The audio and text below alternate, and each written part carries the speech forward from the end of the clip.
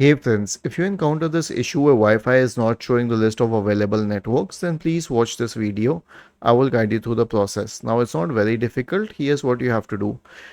I was searching for it all over the internet and I found this very well acknowledged reply on the Microsoft Answers forum. More than 1,000 people have acknowledged it, means it will definitely work.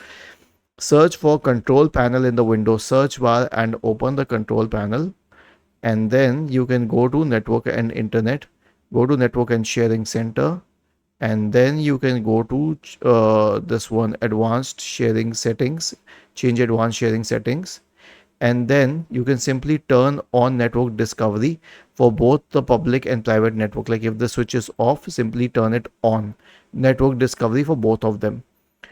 If you are very conscious about private networks, you can turn it off for the private networks and on for the public network, and make sure that you are on the public network. Okay, and this way you will be able to check all of the Wi-Fi connections. But again, if you're on a private network, then you will have to turn it on for that as well. Was this helpful? If yes, then please subscribe to the channel.